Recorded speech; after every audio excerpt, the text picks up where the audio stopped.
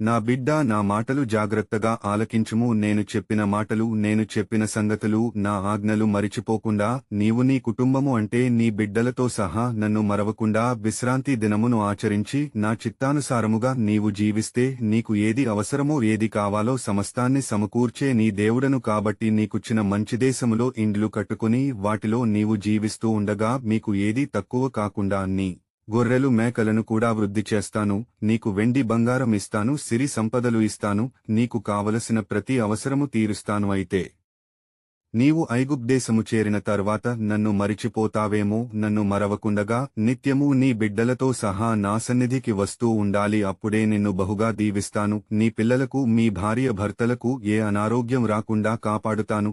నీవు వ్యవసాయం చేసిన ఉద్యోగమునకు వెళ్లిన, వ్యాపారమునకు వెళ్లిన, పగలు ఎండదెబ్బైనను రాత్రి వెన్నెల దెబ్బెనను తగలకుండా నిన్ను కాపాడే ఏకైక దేవుడను. అందుకని లేఖనము కూడా తెలియజేస్తుంది, ఇశ్రాయేలీయులను కాపాడు దేవుడు కునుకడు నిద్రపోడని వాక్యము సెలవిస్తుంది. అయితే నీవు ఏ పని చేసినా, ఎక్కడికి వెళ్లినా నీకు తోడుగా ఉంటాను, నీకు నీడగా ఉంటాను, నీకు అండగా ఉంటాను. నీవు ఐగుప్తదేశం వెళ్లిన తర్వాత నన్ను మరిచి అశ్వరా దేవతలను, బాలు దేవతలను ఆరాధిస్తావేమో, విగ్రహారాధనకు పాల్పడతావేమో. అలాంటి దుష్క్రియలు చేస్తే నేను నిన్ను మరిచిపోతాను. నీవు అనుకున్నది మాత్రం నీకు నేను ఇవ్వను. నేను చెప్పినట్టు నీవు జీవిస్తే నువ్వు అడిగిన దానికంటే ఎక్కువ ఇస్తాను. మరిచిపోవద్దు. బైబిల్ గ్రంథము తెలిసి వాక్యము చదువుము.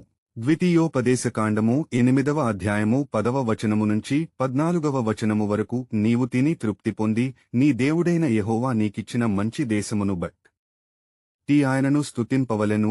నేడు నేను నీకాజ్ఞాపించు ఆయన ఆజ్ఞలను, విధులను, కట్టడలను నీవు అనుసరింపక నీ దేవుడైన యెహోవాను మరిచి కడుపారా తిని మంచి ఇండ్లు కట్టించుకుని వాటిలో నివసింపగా నీ పశువులు, నీ గొర్రె మేకలను వృద్ధియై నీకు వెండి బంగారములు విస్తరించి నీకు కలిగినదంతయు వర్ధిల్లినప్పుడు నీ మనస్సు మదించి దాసులు గృహమైన ఐగుప్తు దేశములో నుండి నిన్ను రప్పించిన నీ దేవుడైన యెహోవాను మరిచిదవేమో. ఆమెన్. నేను ఎందుకు ఈ విషయాలను పదే పదే గుర్తు చేస్తున్నానంటే నేను నీకు కలిగించినవన్నీ నేను ఇచ్చినవే అని నీకు తెలుసు. అయినా నీవు నన్ను మరచి విగ్రహారాధనకు పాల్పడతావేమోనని, నీవు చెడు ఉద్దేశాలతో విగ్రహములను పూజిస్తావని. ఇలా చేస్తే నన్ను మరిచి నీ ఇష్టం వచ్చినట్లుగా జీవించినప్పుడు నేను నీకు ఇవ్వబోయేవి నేను ఇవ్వనని నీకు గుర్తు చేస్తున్నాను.